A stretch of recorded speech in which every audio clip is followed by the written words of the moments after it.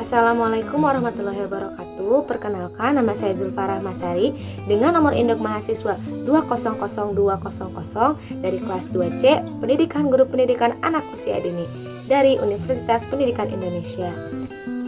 Nah, di sini saya akan menampilkan sebuah video pembelajaran dari mata kuliah pembelajaran IPS untuk anak usia dini dengan dosen pengampu Bapak Dr. Andes Haji Sumardi MPD dan Bapak Nur Ali Masum Aprili MPD.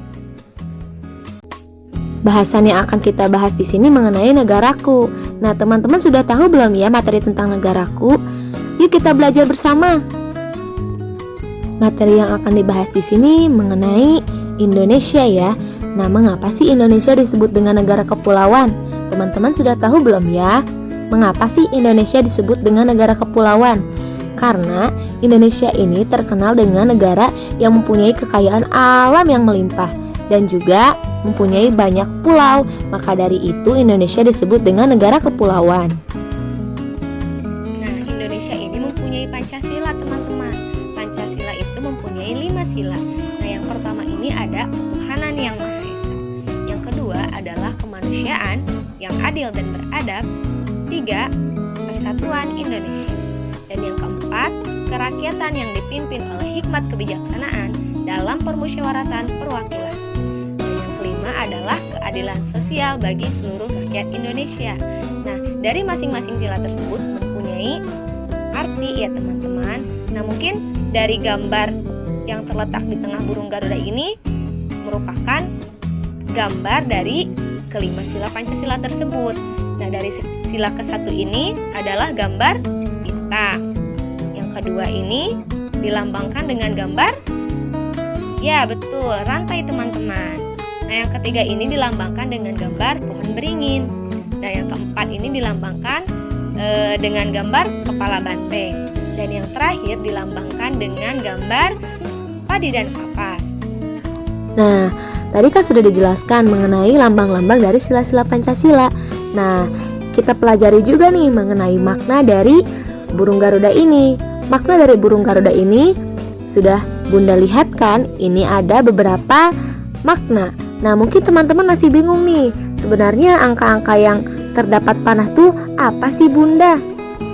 Nah, dari panah ini kan terdapat beberapa angka. Nah, mari Bunda jelaskan ya. Di gambar pertama ini kan kita bisa melihat nih, di pinggir sayap itu terdapat panah yang menunjukkan angka 17. Nah, angka 17 di sini merupakan tanggal dari kemerdekaan Indonesia, yaitu pada tanggal 17. Di bawahnya itu terdapat ada ekor. Ekornya itu berjumlah 8 buah. Nah, 8 buah di sini ini melambangkan bulan dari kemerdekaan Indonesia, yaitu pada bulan 8, bulan Agustus. Nah, di sini juga terdapat terdapat 2 panah.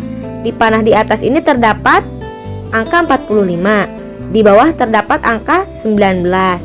Nah, mungkin di angka 19 dan 45 ini jika disatukan ini merupakan tahun dari kemerdekaan, yaitu pada tahun 1945.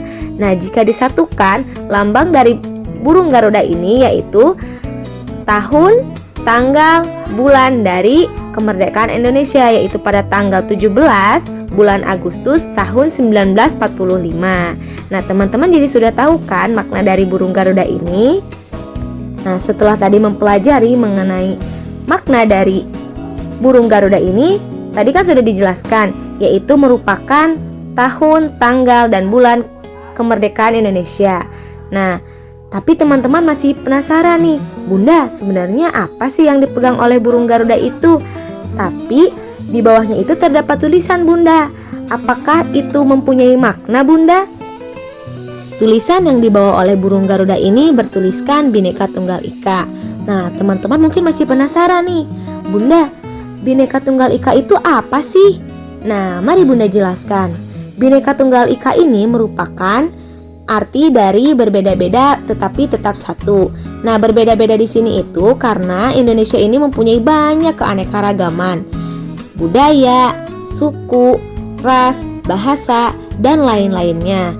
Nah, dari perbedaan tersebut kita tidak boleh saling menyalahkan ataupun saling menjagokan dari berbagai suku.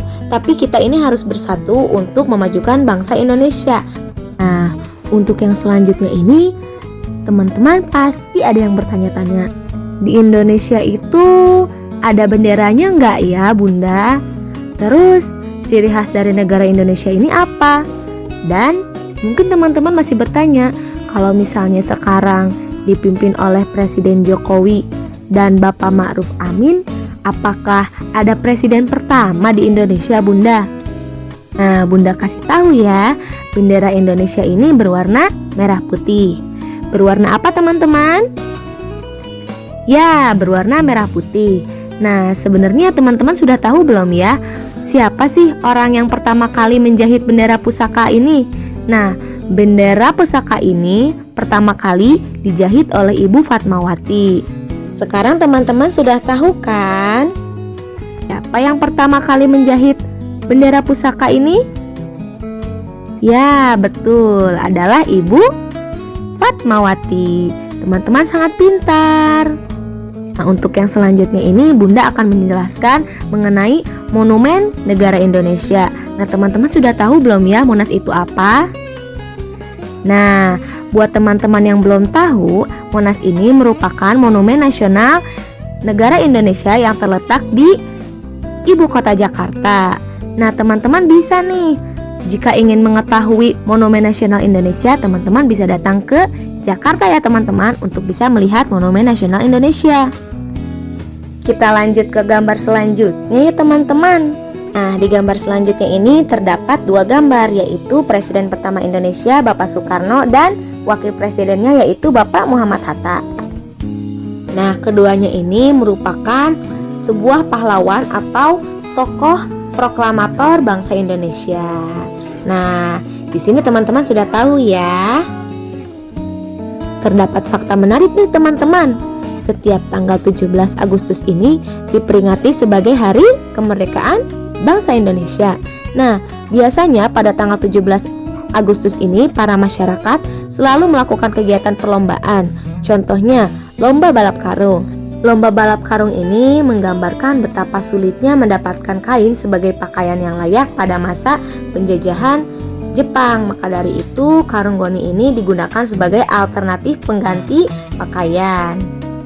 Untuk yang selanjutnya, Bunda akan menjelaskan mengenai rumah adat yang terdapat di Indonesia.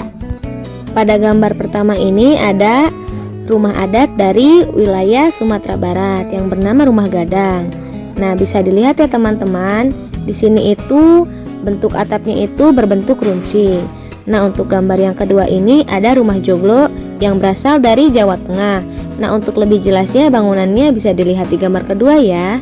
Untuk yang ketiga ini ada rumah tongkonan yang berasal dari Sulawesi Selatan. Bentuknya unik ya teman-teman. Nah, untuk yang keempat ini ada rumah honai yang berasal dari wilayah Papua. Nah, untuk yang kelima ini ada rumah radang atau yang berasal dari Kalimantan Barat. Nah, untuk bentuk rumahnya ini seperti rumah panggung ya teman-teman. Nah, untuk baju daerahnya juga atau baju adatnya juga Bunda sudah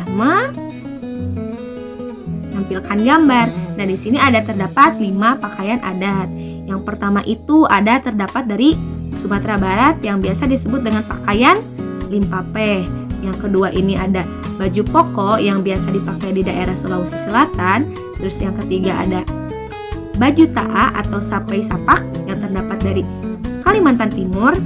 Terus juga yang keempat ada kebaya yang berasal dari wilayah Jawa Tengah. Dan yang terakhir ada baju koteka yang berasal dari Papua. Nah, mungkin dari teman-teman bisa dilihat ya untuk lebih jelasnya. Sebenarnya teman-teman sudah tahu belum ya kain batik ini apa?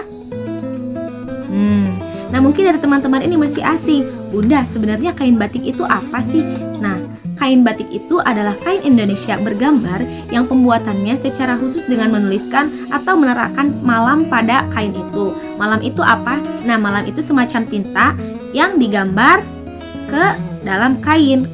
Kainnya itu biasanya sudah bermotif seperti ini ya. Bermotif seperti ini dan diwarnai oleh pewarna yang biasa disebut malam. Nah, pada kain itu ya dimasukkan dan ada juga alatnya. Alatnya itu biasa disebut canting. Nah, kemudian pengolahannya itu diproses dengan cara tertentu yang memiliki kekhasan masing-masing. Motif dari kain batik ini sendiri tuh sangat banyak. Nah, Makanya banyak berbagai macam jenis batik di seluruh Indonesia ini yang mempunyai nama masing-masing. Nah, di sini juga Bunda sedang memegang sebuah kain batik. Nah, biasanya kain batik ini bisa dibuat sebagai baju, bisa dibuat sebagai bawahan, ataupun bisa dipakai sebagai rok dan pelengkap untuk baju-baju adat atau baju-baju daerah. Nah, mungkin bisa dipakai seperti ini teman-teman. Nah, seperti ini, lihat cantik kan? Nah, budaya ini harus dilestarikan ya teman-teman, dan batik ini harus dilestarikan juga agar tidak punah. Nah, seperti itu teman-teman. Sekarang teman-teman sudah tahu ya bahwa kain batik ini adalah kain kebanggaan budaya Indonesia. Pintar sekali teman-teman. Nah, sekian yang dapat Bunda sampaikan. Sampai jumpa lagi. Sekian yang dapat saya sampaikan. Mohon maaf apabila terdapat salah kata. Wassalamualaikum warahmatullahi wabarakatuh.